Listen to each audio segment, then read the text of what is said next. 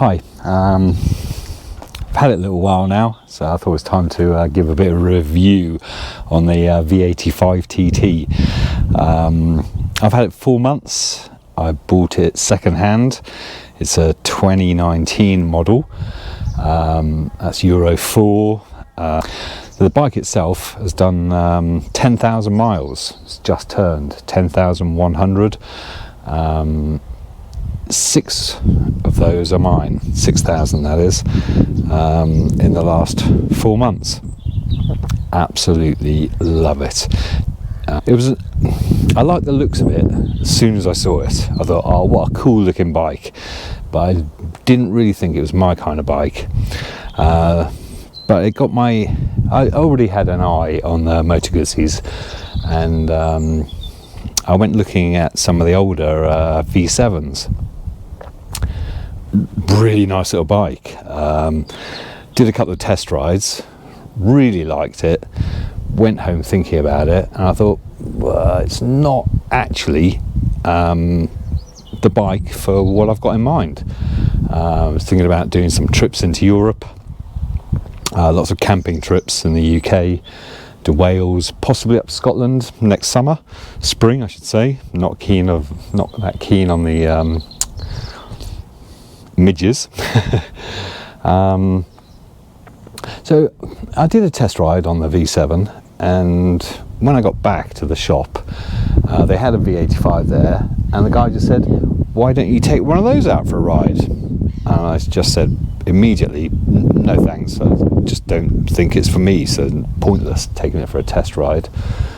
So yeah, went on home and thought, the V7 is just too small.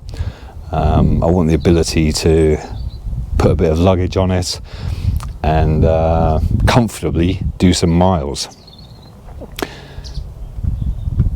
So I went back, had a test ride, absolutely loved it. One came up for sale from a dealer. The guy who had it before me traded it in for a Pan American. And I looked at those and I thought, oh, that's not a bad looking bike, but again, not really my bag.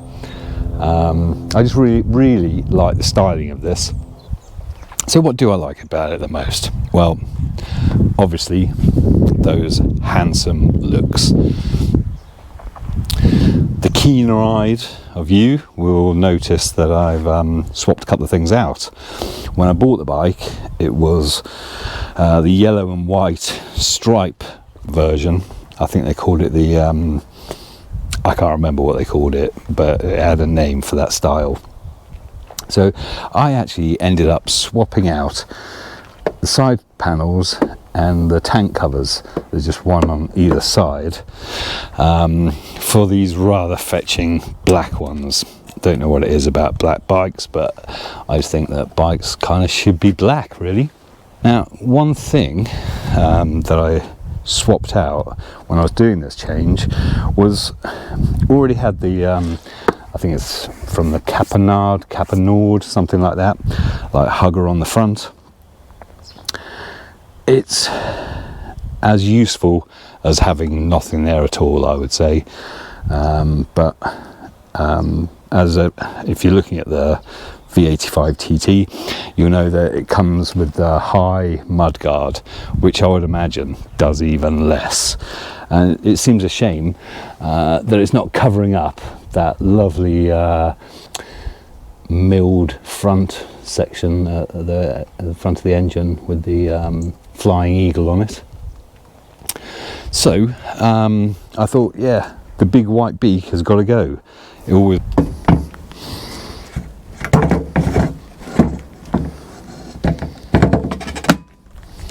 as easy as that. The top box is on. So, who likes top boxes on bikes? No one really, unless you're using them. So my theory was, if I'm going to use one, just get the big one. It's on and it's full of kit, or you just take it off.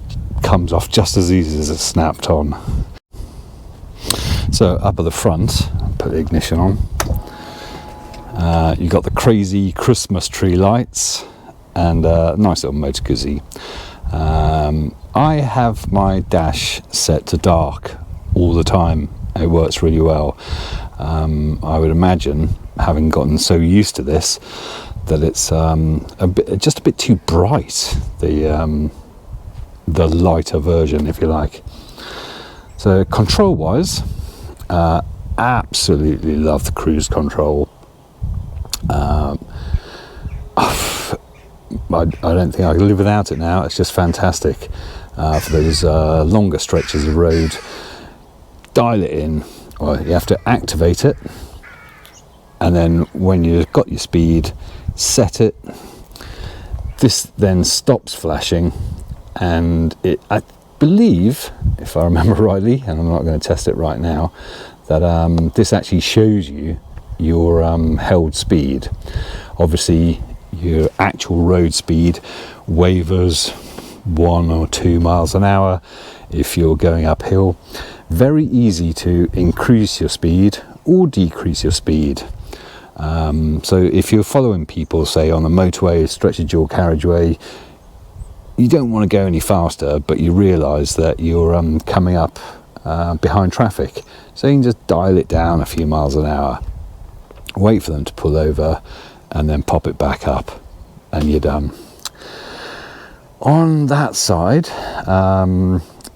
sadly, the guy who bought the bike originally opted to not have the factory fitted heater grips, so he put the Oxford ones on. They work fantastic. I just would rather not have this here because I love the clarity. Having said that, if I'm going on a longer trip, I've just got my phone mounted here, probably like GoPro attached somewhere or other. So yeah, just to cap that off with the heater grips, that's the activator. And if the heater grips are factory fitted, you just press that button and you've got 3 different settings. That also shows up on your dash. On the other side, you've got your mode switch, which we'll go through that on the dash. You've got trip, time, max speed, average speed, fuel average. That's showing 48.9 because since I reset it, I've just been doing little trips into town and visiting local friends. But when I was on my trip, I did 3,000 miles and I was averaging in excess of 60 miles to the gallon, which I'm very happy with. Now, it shows you anticipated range. So if I continue riding like I have for the last few rides, I've got 180 miles in it. You also got the fuel gauge here, which is really handy. It just takes a little while to get to know it.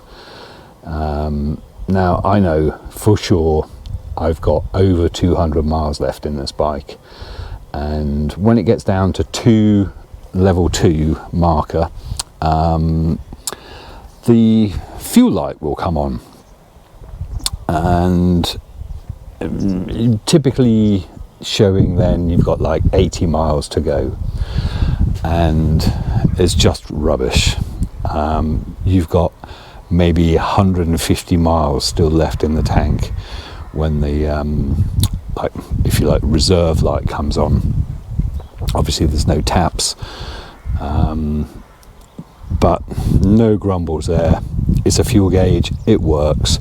You just know that. I've had it go to 0 miles left in the range and managed to do, I think, over 40 miles. This was showing completely empty. Even the lowest bar had gone out. So if the lowest bar is still illuminated, there's no panic, no range anxiety. I did start to question after a few months whether it really was a 23 litre tank, because when I filled up I was getting a typical refuel for me would be between 12 and 15 litres, and at the time that was still 30 quid. But I thought, oh really, 23 litre tank. Anyway, the time when the range ran out or went down to 0 miles, there's 2 dashes of what it shows, wouldn't you know, no petrol station for miles and miles. And when I did eventually pull into a station, I filled it up, and I managed to squeeze in 21.5 litres. So I still had 1.5 litres left. It just goes to show you, you really need to familiarise yourself, and there is slightly different layout to your typical bike. Where is the big red cut switch or kill switch? Well, it ain't that one. That's your hazard lights.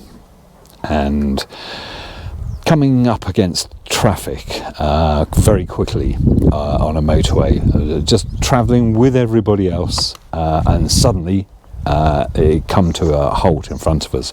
All the cars were putting on their hazard lights, so I thought I'll put mine on and press this switch. I didn't actually notice until I came to a standstill that I'd killed the engine.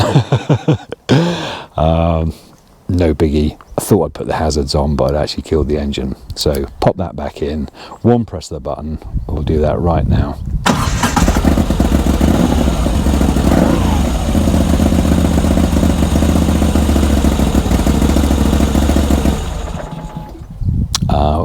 We'll fire it up again so you can get to hear the exhaust and stuff. Let's just stay on the dash for a moment, because I didn't realise when I bought it, and neither did the bike dealer who sold it to me, that it had the MIA MIA fitted. So you've got comms. So that's just the navigator. First of all, you have to connect to your bike. So vehicle successfully connected. So now we go back into navigator.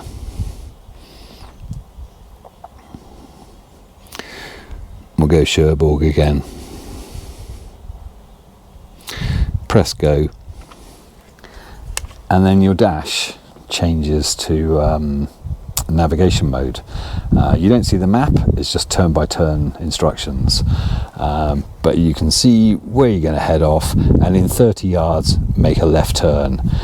You've got 6 hours and 5 minutes, and this is to Cherbourg, don't forget. 157 miles. 1200 yards before you have to do anything.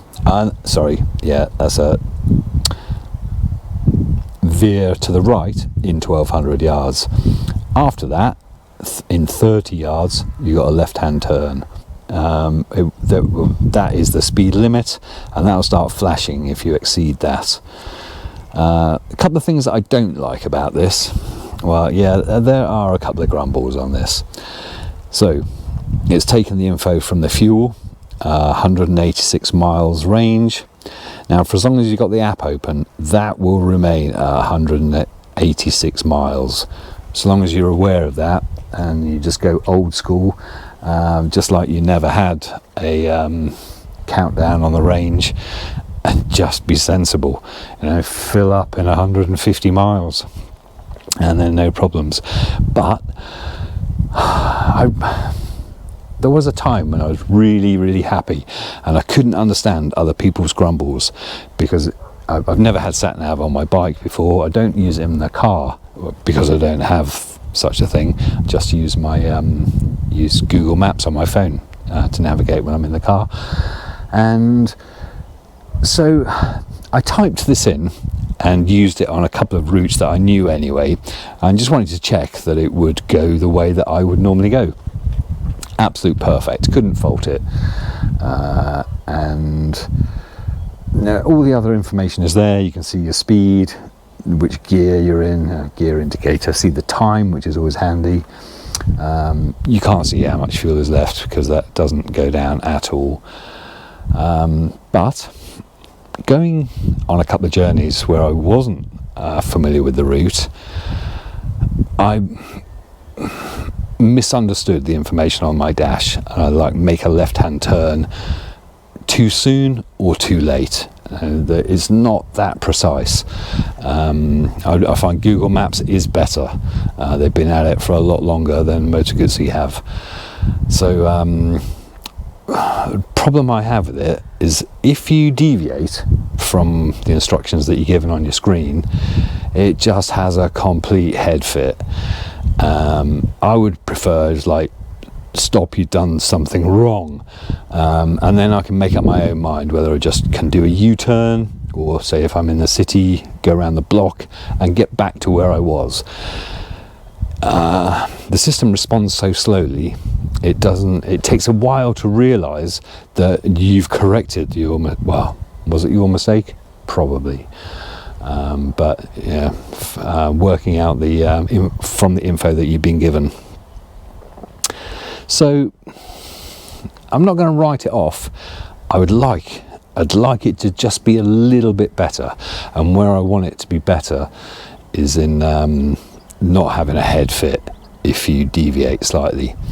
You get the gist of it here. I'd say the Michelin Anarchies, absolutely wicked, can't fault those. A few other little details. I do love the daytime running light. It's always on, and you can run just with that, or put it onto full headlights, or well, dipped headlights or full beam. So wind protection with that touring screen and the little spoiler added to it, which I found was absolutely essential. Together, they just work fantastic. Keep an awful lot of weather off you. I had my phone onto the handlebars, plugged into the USB port, which I can't even think where it is now, it's just down in there. So charging my phone, really handy bit of kit to have a USB charger. I could charge up my GoPro batteries, just stick the little charger up the top there, and yeah, you're going along, and you're getting power for free. Not free especially in time wise. You know, you've got a 3 or 4 hour ride, and you know that you're going to arrive with fresh batteries and a fully charged phone. So, one more time, let's just start him up.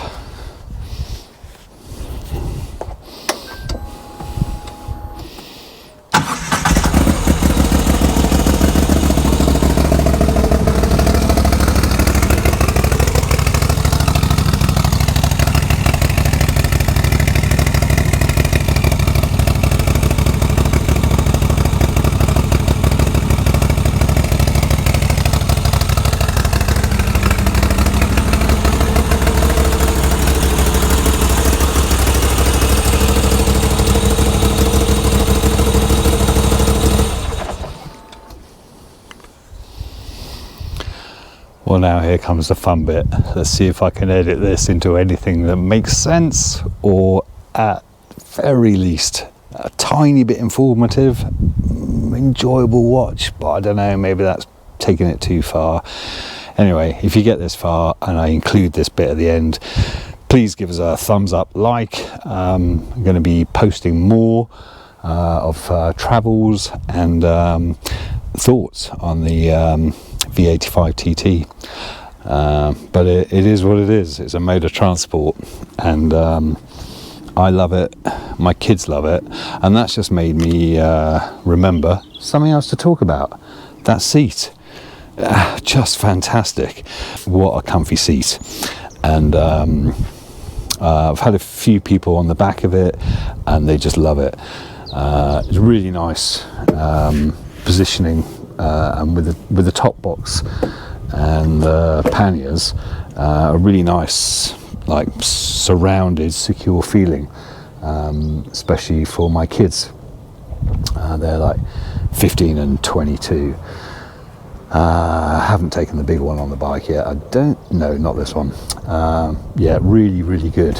For me, I did a couple of like 500-mile days, and yeah, it's a slog. Some people, they'd relish that on a holiday. Not me. I think 250 for me is a nice day. More than that is you got to push to get somewhere. But one place where I had no grumbles whatsoever was general comfort on the bike. Nice wide bars, fantastic all-day comfy seat. Love the shape of the tank. With your legs in here, you got nice protection. I was riding in plus 30 degrees in the summer, and I didn't notice any I had no grumbles on the heat coming off